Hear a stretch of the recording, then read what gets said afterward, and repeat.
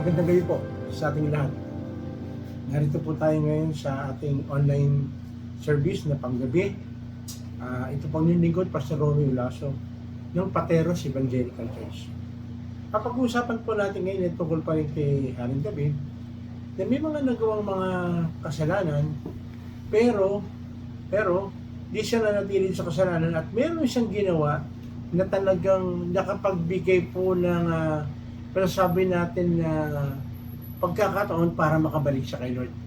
At yun po ang pag-uusapan natin. Pero bago tayo magpatuloy, hingi muna tayo ng tulong sa ating Lord para maunawan, maintindihan natin itong pag-aaral na gagawin po natin sa gabi ito. Tayo po'y pumigay, tayo manalangin.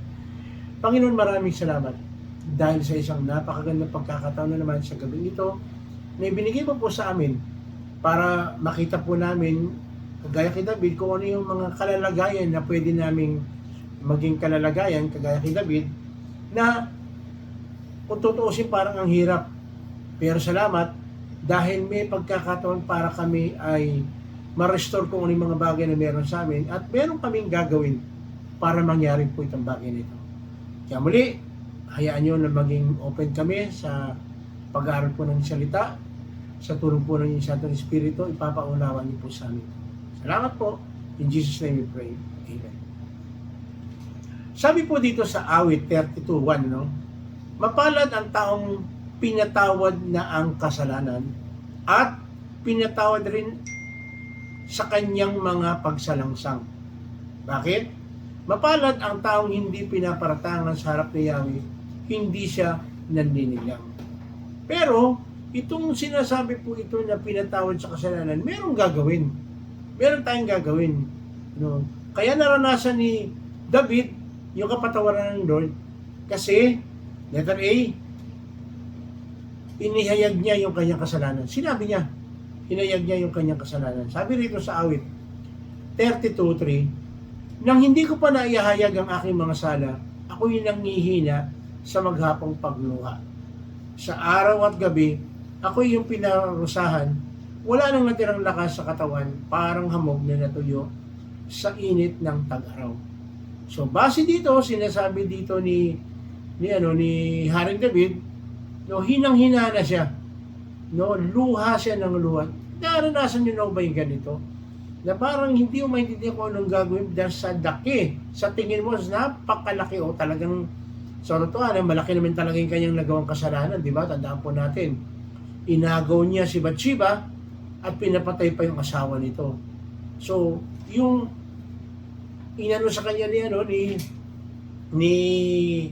ng isang propeta, yung kanyang nagawang pagkakamali, at tumating po sa punto na hindi na niya malaman kung anong gagawin niya. Sa sobrang conviction sa kasalanan na kanyang nagawa, iyak siya ng iyak. No? Sabi gano'n dito, wala na halos natitirang lakas kay David. No? Kaya pala sabi dito po sa awit 6:6, kay David pa rito, pinanghihina ako nitong aking karamdaman. Gabi-gabi basa sa luha itong aking higaan. Binabaha na sa kakaiyak itong aking tulugan. Matakoy na maga dahil sa aking pagluha, halos di ko na makita mga kaaway ko ang may gawa. So sobrang kalungkutan nito. Sobrang kalungkutan nito dahil nyo, medyo exaggerate nga, bumabaha na raw dun sa kanyang higaan. Ngayon ko lang kung nakaranas na po kayo ng ganun, yung sobrang lungkot mo, sobrang iyak mo, hindi mo na alam kung anong gagawin mo. No? Buti na lamang po, sabi hinayag niya yung kanyang kasalanan. Sinabi niya, no, inamin niya. Kaya pala mayroong 1 John 1:9. Anong sabi sa unang 1:9? Subalit kung ipinapahayag natin ang ating mga kasalanan, patatawarin tayo ng Diyos sa mga ito at lilinisin tayo sa lahat ng ating kasalanan sapagkat siya'y tapat at matuwid. Again, hindi po yung dahil sa paglapit natin kaya tayo nakaranas sa kapatawaran na, kundi dahil lang po ito sa biyaya ng ating Panginoon. No? Kaya yung kalungkutan na naranasan po natin, ang kailangan lang talaga natin ipagsisihan, bumalik tayo sa ating Panginoon. No? Ano pa? Ang ginawa ni Haring David, una, ihayag ang kasalanan. Pangalawa, aaminin ang kasalanan, letter B. No? 32B, awit.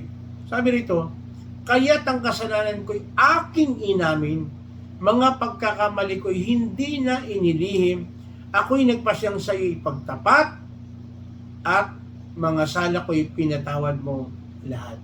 Again, gagaya binasa natin sa 1 John 1 na yun, unang 1. Tingnan natin, no? Talagang, bakit kailangan pa natin na magbukmok? Bakit kailangan pang itago natin yung ating kasalanan? Wala namang malilihim kay Lord. Malalaman naman niya lahat. Kaya anong sinabi? Nagpasya akong ipagtapat na. Alam niyo po, yun naman ang isa sa mga gusto ng Lord. Aminin lang natin. Aminin natin yung pagkakamali natin. At willing siya. So of course, pag sinabi nga aminin, kailangan nanggagaling sa puso. Hindi lang pwede sa nguso. Kailangan aminin po natin. Kaya pala, sinabi po rin sa Kawikaan 28:13, ang nagkukubli ng kanyang sala ay hindi mapapabuti. Ngunit, kahahabagan ng Diyos ang nagbabalik loob at nagsisisi. Again, yung pagsisisi po ay napakalaking bagay. No? At, sabi nga rito, kapag tayo raw, no, hindi natin tinago yung ating kasalanan, ano sabi? Mapapabuti tayo. Bakit mapapabuti? Tingnan nyo ha. Ikaw, anak. O kahit sa boss mo na lang. Di ba kapag meron kang kasalanan, hirap na hirap kang tumingin? Hirap na hirap kang makipag-usap? Hindi ka makapag-eye contact? At, tingnan nyo po ha, palaging iniisip mo, baka mahuli ako Wala kang peace of mind. No? Ano pa? Lalo na, doon sa mga iba na, ewan ko lang po, aamin yung iba, kalalakihan, yung may ginagawa kang kalukuhan dahil meron kang chicks, di ba parang hindi ka mapakali. Parang lahat na lang napupunta mo, parang ang tawag doon, may duda ka na baka mamaya alam nito yung mali ko Mamaya alam nito yung lihim ko So palagi ka may duda, wala kang peace of mind. Tama ba? Pero na kung sanay ka nang gumawa ng kasalanan talaga. Pero hindi pa rin magkakaroon ka pa rin ng ng tinatawag natin conviction Yung tipong lahat yung sinasabi ko mawawala ng peace of mind mo kasi lahat ng mga tao na makakasalamuha mo naiilang ka. Hindi ka makapag-open. Bakit? Kasi close na yung isipan mo na yung kasalanan mo itatago mo, ililihim mo. Pero sabi rito, kung aaminin lang natin, no, wag nating ililihim, anong sabi diyan? Mapapabuti raw tayo. Magiging maganda. Ang sarap kaya nun. Yung wala kang iniisip na may nagawa kang pagkakamali. Yung ang lahat na lang ng sasabihin mo, nag-i-enjoy ka dahil wala kang tinatago Yun ang kagandahan.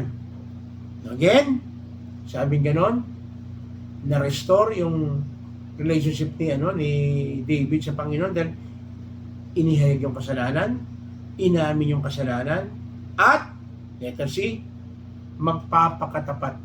No? Magpapakatapat. Awit 32:6. Kaya't ang tapat sa iyo ay dapat manalangin. Sa oras ng kagipitan, ikaw ang tawagin. At sa bugso ng baha nila, di sila abutin. Ikaw ang aking lugar ng kublihan, inililigtas mo ako sa kapahamakan, aawitin ko ng malakas pag-iingat pagniligtas. So kung magpapakatapat lang tayo, kagaya ng sinabi kayo na ihayag yung kasalanan, aaminin yung kasalanan, at mananalangin, no, merong sagot ang ating Panginoon. Meron siyang katugunan. No? Lumapit tayo patuloy sa Lord para habang meron pang panahon. Kaya pala sabi rin sa Isaiah 55:6, no? Hanapin mo si Yahweh habang siya'y matatagpuan. Manalangin ka sa Kanya habang siya'y malapit pa.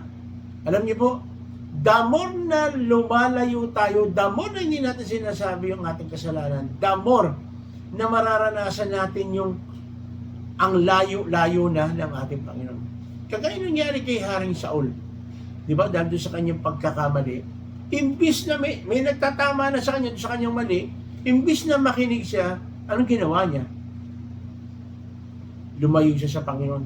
Actually, kumonsulta siya ng isang medium, yung mangkukulam. No? Bawal na bawal sa kanila yun. Utos sa Panginoon yun, huwag gagawin. At ang sinabi, kung gumagawa ng babatuhin hanggang mamatay. Pero dahil tinatago niya, nagtatago siya, no? Ayaw niyang sabihin, ano nangyari? No? Sabing gano'n, hanapin mo si Yahweh habang siya'y matatagpuan.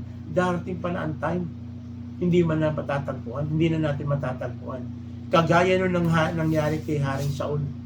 No, hindi na sumasagot si Lord sa kanyang mga karaingan sa kanyang panalangin. Kaya to the point na lumapit sa medium, then nakikita niya wala na. Hindi na siya pinapakinggan ng Diyos.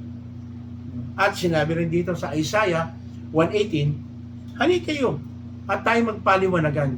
Sabi ni Yahweh, "Gaano man kapula ang inyong mga kasalanan, kayo'y aking papuputiin tulad ng yelo o bulak." Again, nag-o-offer na nga po ang Lord. Sinasabi na, meron kang problema, meron kang hindi naiintindihan, ang tingin mo, hindi ka naman nagkamali, pero nagkamali ka, sinasabi ng salita ng Diyos. Ano sabi ni Panginoon? Lumapit ka sa Kanya. Willing siya na ipaliwanag ang lahat ng bagay sa atin. Willing siya na sabihin yung mga pagkukulang natin, pagkakamali natin. At sabi, kung gagawin natin ito, kayo'y aking papuputiin tulad ng yelo o bulak. So, ibig sabihin, ang ating Panginoon, willing na tayo linisin. Willing na tayo patawarin. Willing siya na bigay sa atin, i-restore yung mga nawala sa atin. At sabi po rito sa Roma 6:23, sapagkat kamatayan ng kabayaran ng kasalanan at ang hindi pagsisisi, hindi paghingi ng tawad ay isang kasalanan. So, kamatayan yan. Walang wala kang peace of mind yan. Pero merong, sinabi nga ng Panginoon, ano sabi? Ngunit ang walang bayad na kaloob ng Diyos ay buhay na walang hanggan sa pamamagitan ni Kristo Jesus na ating Panginoon. So again, sinasabi dito, kung tayo lamang ay magsisisi, kung tayo lamang ay lalapit sa ating Panginoon, anong sabi? Pagkakalooban tayo ng kapatawaran, walang bayad na kaloob ng Diyos ang buhay na walang hanggan. Mare-restore yung tinatawag po natin katiyakan ng buhay na walang hanggan. Bakit gagawin ito ng Lord? Kasi mahal niya tayo. Ayaw niya tayo mapahamak. At ito pong sinasabi, palagi kong sinasabi, ito yung talagang kabuuan ng Bible. 1:3-16. At ang sabi po, so 1:3-16, sapagkat kayo na lamang ng pag-ibig ng Diyos sa sangkatauhan, kaya't ibinigay niya ang kanyang kaisa-isang anak, upang ang sinumang sumampalataya sa kanya ay hindi mapahamak, kundi magkaroon ng buhay na walang hanggan. Tandaan po natin, hindi gusto ng Lord na tayo mapahamak. Hindi gusto ng Lord na tayo ay mapunta doon sa tiyak na kapahamakan. Gusto ng Lord i-restore, ibalik yung mga bagay na nawala sa atin. At ang number 1 na nawala sa atin, nung tayo ay lumayo at hindi tayo nagpakumbaba, hindi natin inamin ang ating kasalanan, hindi natin inihayag, nahiwalay po, nawala po yung kasiguruhan ng buhay na wala hanggan. Pero sabi nga naman, binasa natin kanina, ang gusto lang naman ng Lord sa verse 1, 1 John 1:9, magsisi tayo, ipahayag natin ang ating kasalanan at willing ang ating Panginoon na tayo patawarin sa ating pagkakamali. Kapatid, sa mga oras ito, hindi ko alam kung anong kalalagayan mo, pero maaari may mga bagay na hindi mo magawa dahil ikaw ay atubili o hindi mo alam kung paano mo i-approach si Lord dahil sa nagawang pagkakamali. Pero sinabi rito, ang hinihintay lang ng Panginoon, aminin natin. Magpakumbaba tayo. Kaya sa mga oras ito, ako'y mananalangin ng pagsisisi, paghingi ng tawad, at tatanggapin natin at mananampalataya tayo na tayo patatawarin ng ating Panginoong Jesus. Dahil gusto ng Panginoon, ibalik yung mga bagay na nawala sa atin. Tayo po'y pumikit, tayo po'y manalangin. Panginoong Jesus, maraming salamat po. Ang iyong mga salita ay nangungusap, nagsasabi na gustong-gusto po ninyo, Panginoon, na ako'y bumalik, magpakumbaba, aminin ang aking mga kasalanan, ihayag ang aking kasalanan, at magpakatapat na maglingkod para po sa inyo. Sa mga oras ng Panginoon, inaamin ko ako'y nagkamali, na ako'y nagkasala. Patawarin mo po ako sa lahat ng aking pagsalansang. Kapatid, pinapaalala ng Lord yung mga bagay na gawa natin pagkakamali sa mga oras na ito, ihingi natin ng tawad. Sige, sabihin natin sa Kanya, i-confess natin sa Kanya, ihayag natin sa Kanya. Aminin natin yung pagkakamali ito. Ito'y pagkapatunay ng ating katapatan na gusto talaga natin bumalik sa ating Panginoon. Sige, sabihin natin yung ating pagkakamali, yung ating pagkukulang.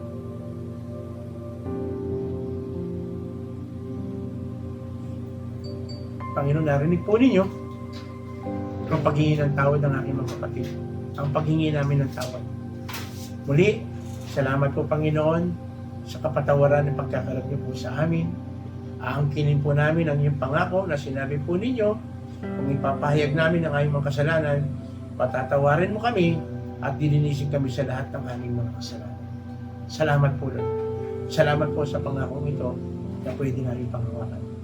At kapatid, bilang pagpapakita ng katapatan ng ating Panginoon, dahil tayo pinatawad, tayo ay may karapatan lumapit at humingi sa ating Panginoon. Kaya sa mga oras ito, ikaw man ay nanonood sa mga oras ito na meron kang karamdaman, meron kang physical na karamdaman, ito yung pagkakataon na pwede mong ihingi ng tawad sa ating Panginoon. Sige, sabihin mo, ano man yung mga karamdaman mo sa mga oras ito na gusto mo, ibigay ang kagalingan. Opo, Panginoon. Opo, Panginoon. Opo. Patawarin po niyo. Sabi mo, salamat. Patawad po. Patawad. Sa pagkakataon ito, maaaring meron kang problema sa iyong asawa, sa iyong kapatid, sa iyong anak, sa iyong magulang. Ito din yung pagkakataon na pwede natin ihayag. No? Na tayo magpatawad sa mga taong nagkamali, nagkasala sa atin. Matuto rin tayo magpatawad sa mga taong nagkamali, nagkasala sa atin. Hindi gusto ng Lord na manatili ang kasalanan at ang kasalanan ay yung hindi pagpapatawad at hindi paghingi ng tawad. Napakabuti ng ating Diyos. Sa mismo ginawa niya, hindi pa tayo humingi ng tawad, pinatatawad na niya tayo. Salamat po, Panginoon. Salamat po. Tulungan niyo po kami, Panginoon. Maalala namin mga taong kamali, nagkulang sa amin. Napatawarin po namin. Mga tao na maaaring kami ang kamali, kaya niyo po, Panginoon, tanggap namin ito. Aminin namin ito, magpakumbaba kami. Lumapit kami. Sayang mo, Panginoon. Sa bagay nito, mayroon mga bagay na humadlang sa atin para totoong makasamba tayo sa ating Diyos. Nawan tayo ng Diyos. Yung makanaya sa talikala ng lahat ng gawa ng kalaban. Yes, sir, palayain niyo po, Panginoon. Makanaya kami sa idolatry, sa witchcraft, lahat ng klase ng bisyo na sumisira sa aming pisikal na katawan na templo ng inyong Espiritu Santo. Salamat po. Kayo na rin, may mga bagay na nahihirapan tayo financially, pero tandaan natin kapatid, hindi yan design ng Lord. Ang design ng Lord, tayo maging channel of blessing. Naman palayain tayo ng Lord sa poverty mentality, poverty na sasadlakan natin sa mga oras ito. Wala kang trabaho, tulungan ng Lord na magkaroon ng trabaho, at kung meron tayong trabaho, yung mga resources na binibigay sa ating Lord na magamit po natin ang tama. In Jesus' name. In Jesus' name. In Jesus' name. Kaya na rin, Panginoon, salamat po sa aming pamahalaan na nagpapatuloy na gumawa para sa kaayusan ng aming bansa. Patuloy, Panginoon, bigyan niyo po sila ng banal na takot sa inyo, magmula sa aming presidente na sa pinakamababang nanunungkulan, para magampanan po yung tungkulin na ilagay mo sa kanyang mga kalikan. Na sila hinalan, pinili upang maglingkod, hindi para paglingkuran lang, kundi maglingkod. Yun ang maging mindset ng bawat isa. Kaya rin, Panginoon, pagpalain nyo ang mga kapulisan, mga sundalo, nagkaroon po sila yung banal na takot sa iyo para magampanan po nila ang kanilang tungkulin na kanilang sinumpaan. Para isipin po nila na hindi sila sa tao nagsaserve, kundi parang po sa iyo. Yes, sir. Pagpalain po, Panginoon, ang aming mga kapatid nagdiriwan ng kanilang kaarawan, ng kanilang anniversary, kung paanong naranasan po nila ang iyong pagpapala ng karang taon. Patuloy po niyo punuin ng pagpapala ang bawat nagsiselebrate ng birthday at ng kanilang anniversary. Gaya na rin, Panginoon, pagpalain niyo po, Panginoon, ang aming kapatid na sumusubaybay sa ganitong gawain. Mga taga-Abra, mga taga-Pangasinan, mga taga-Laguna, mga taga-Marikina, ang aking mga batch 79 na sumusubaybay, patuloy pagpalain po ninyo, Panginoon. Kaya na rin, Panginoon, pagpalain mo po, Panginoon, ang bansang Israel. Dahil ikaw mismo nagsabi, ang sino man magpala sa Israel ay yung pagpapalain. Pagpalain niyo rin, Panginoon, ang sakop na kasama ko ng ibang klase, ng ibang mga pastor. Pagpalain po, Panginoon, ang aming Mother Church, pati na rin po ang aking mga co-pastor na mga taga-Pasig. Hayaan niyo, Panginoon, maranasan po namin ang tunay na kagalakan kasiyan sa pagsiserve para po sa inyo. Pagpalain niyo rin po, Panginoon, ang aming mga leaders, Pastor Popeng, kanyang po pamilya, Pastor Libert, sa po na kanilang gawain, pati kanyang pamilya. Kaya na rin, Panginoon, pagpalain din po ninyo ang Bishop Roger, pati ang kanyang pamilya, pati ang kanyang ministry. Pagpalain po niyo, Panginoon, ang G12 leader na pinangunahan po ni Pastor Cesar Castilla. Muli, Panginoon, salamat po sa gabi ito. Dahil na po namin, tinagtagpo mo na ang lahat ng aming pangangailangan. Ito po ang aming panalangin. Inaangkin po namin na gagawin mo lahat ng aming hinihiling sapagkat ito hinihingi namin sa pangalan ng aming Panginoon Jesus. Lahat po tayo magsabi ng Amen. Muli, ito pong yung lingkod, Pastor Romy Ulaso ng Pateros Evangelical Church. Nagsasabi, kung meron po kayong katanungan patungkol sa ating pinag-aralan, huwag po kayo magkatubili. Mag-PM po kayo, lalabas po dyan sa screen kung saan po kayo pwede mag-PM. At salamat din dahil meron tayong pagkakataong kagaya rito. At tandaan po ninyo, kung meron kayong mga prayer request, huwag din kayo magkatubili. Sabihin lang po ninyo, request lang po ninyo. Sama-sama po kami ipapanalangin po yan dahil kami po gusto po namin maging part ng inyong buhay. Muli, ito pong yung lingkod, Pastor Romy Ulaso, nagsasabing pagpalain po tayo ng ating Panginoong Jesus.